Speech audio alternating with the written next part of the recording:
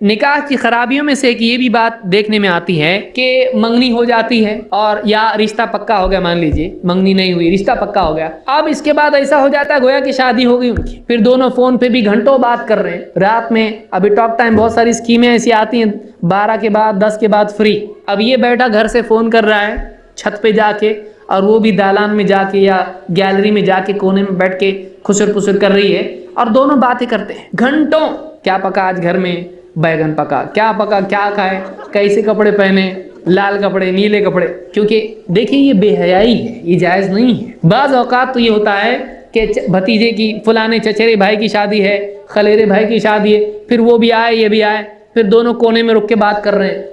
دونوں کونے میں رک کے بات کر رہے ہیں، کیا ہے یہ؟ وہ تیری بیوی نہیں ہے،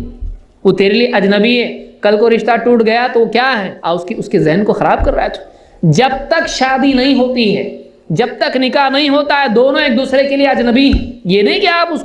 اس کے سامنے کھڑے ہو، اس کے چہرے کو بھی دیکھتے کھڑا ہے۔ بعض لوگ تو جو ہے یہ سمجھتے ہیں نکاح سے پہلے لڑکی دیکھنا چاہیے نا، ہاں کتنی بار بھائی، تیرا نکاح کرنے کے لیے، لڑکی چننے کے لیے، لڑکی کو دیکھ لینے کے لیے ایک بار تو دیکھ لے، گنجائش ہے۔ یہ نہیں کہ ہر ہفتے جمعہ کی نماز پڑھ کے تو اس کے گھر جانا شروع کر دے، ہر ہفتے جا رہا ہے، اور لڑکی پھر کیا ہوتا ہے، بہت سارے خاندانوں میں ہوتا ہے ایسا، یہ آیا لڑکی بھی آئی، اب اس کا بھائی کسی اور اپنے کمرے میں چلا گیا، ماں باپ کچن میں اپنے چلے گئے، اور ان کا نکاح نہیں ہوا ہے، ابھی صرف منگنی ہوئی ہے، تو دونوں کے دونوں کہاں پر ہے، ڈرائنگ روم میں بیٹھ کے آپس میں بات کر رہے ہیں، پیار محبت کی باتیں، یہ بھی مسکرا رہا ہے وہ بھی مسکرا رہی، کیا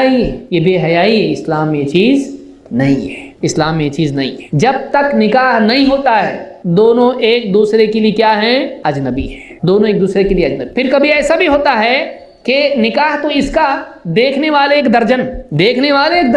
نکاح کرنے والے نے تو نہیں دیکھا، اس کا بھائی بھی دیکھ کے آ رہا، اس کا دوست بھی دیکھ کے آ رہا ہے، اس کے فلانے رشتہ دار بھی دیکھ کے آ رہے ہیں، اور سب لڑکی کو دیکھ رہے ہیں، تو یہ دیکھنا کیسے جائز ہوا؟ نکاح کون کرے گا؟ جو نکاح کرے گا اسی نے دیکھنا چاہیے۔ بعض لوگ ایسے بھی رشتے ہوئے ہیں کہ لڑکے کے باپ نے بھی نکاح تک لڑکی کو نہیں دیکھا تھا، بتائیے کیوں؟ اجنبی ہے اس کے لیے، اجنبی ایسے بھی لوگ ہیں دنیا میں کہ لڑکے کے باپ نے بھی لڑکی کو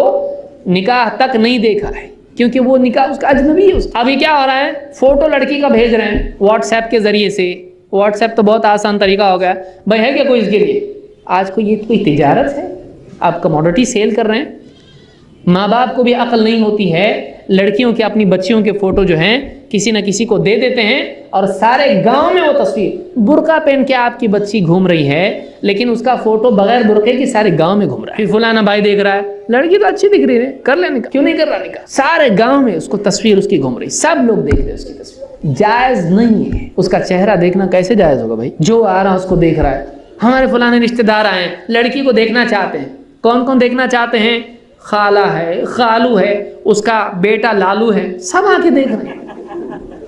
وہ بھی دیکھ رہا ہے، اس لڑکا جوان ہے، 18 سال کا لڑکا ہے، وہ بھی دیکھ رہا ہے اس کو، ہاں میرے بھائی کی بیوی ہے ہونے والی، کیسے جائز ہے اس کے لیے؟ وہ بیچاری بچی اور پھر کبھی ایسا ہوتا ہے رشتہ ٹوٹ جاتا ہے، سارا گاؤں دیکھ کے گیا، اس کون سا طریقہ ہے؟ یہ صحیح نہیں ہے۔ تو منگنی کی رسم اور اس طرح سے دیکھنے دکھانے کی جو باتیں ہوتی ہیں یہ سب غلط ہے۔ جس کو نکاح کرنا ہے وہ دیکھے، زیادہ سے زیادہ ماں باپ اگر اس کے بہت بزرگ ہیں، باپ بزرگ ہے، نکاح کی عمر نکل چکی ہے، وہ دیکھ سکتا ہے، اس کی عمر بہت ہو چکی ہے اس لیے کہ ابھی اس سے وہ معاملہ نہیں ہے، لیکن وہ بھی نہ دیکھے تو زیادہ اچھا ہے۔ بہرحال اس بارے میں اللہ کے نبی صلی اللہ علیہ وسلم نے فرمایا، لا یخلون رجل بامرأۃ الا ومعها ذو محرم، کوئی مرد کسی عورت کے ساتھ تنہائی میں نہ رہے،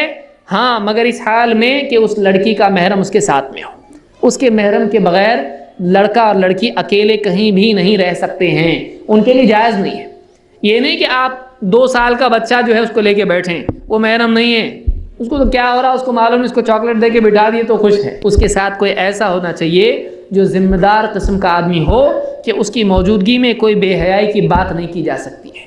ایسا آدمی ہونا چاہیے۔ یہ نہیں کہ چھوٹا 10 سال کا بھائی ہے اس کے ساتھ بیٹھے ہوئے، نہیں، بلکہ واقعی ایسا ذمہ دار قسم کا آدمی ہونا چاہیے۔ تو بغیر محرم کے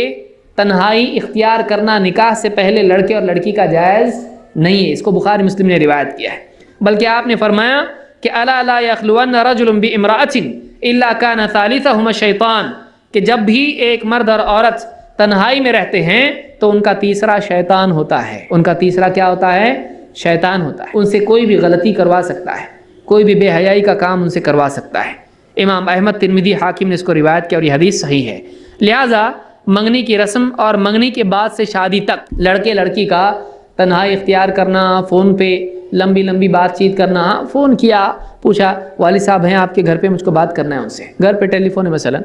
एकदम सख्ती से इसने भी बात की, सख्ती से उसने भी बात की, एकदम साफ़ सुथरी। वो फ़ोन किया कि हाँ कौन उठाया, फलानी उठाई, बच्ची ने उठाया फ़ोन, बच्ची ने उठाना भी नहीं चाहिए लेकिन उठाई, मान लीजिए कोई घर पे है नहीं, कौन है, फलाना ही है, अबू हैं घर पे, नहीं है, अच्छा कोई बात नहीं, मुझको तुमको ही बात करना था। और फिर 1 घंटे तक फ़ोन पे दोनों बात कर रहे हैं, नहीं बल्कि होना चाहिए ठीक है बताना कि मैंने फ़ोन किया था, मुझको उनसे बात करनी है, अस्सलाम वालेकुम रहमतुल्लाह, ख़त्म। या कोई ज़रूरी बात हो कि फ़लानी किताब मैंने भेजी आप पढ़ लो, फ़लानी चीज़ मैंने CD भेजी आप पढ़ लो, इतना बस ठीक है। एकदम जो कायदे की बात जिसको आप कहते हैं, जैसे अजनबी से आप बात करते हैं वैसे ही आप बात करेंगे। प्यार मोहब्बत की बातें आप फ़ोन पे कर सकते हैं? नहीं, आपके लिए जायज़ नहीं, इसलिए कि अब तक के आपका निकाह नहीं हुआ है, वो आपके लिए आज भी अजनबी है। जब तक निकाह नहीं होता वो अजनबी, इस बात को अच्छी तरह याद रखिए।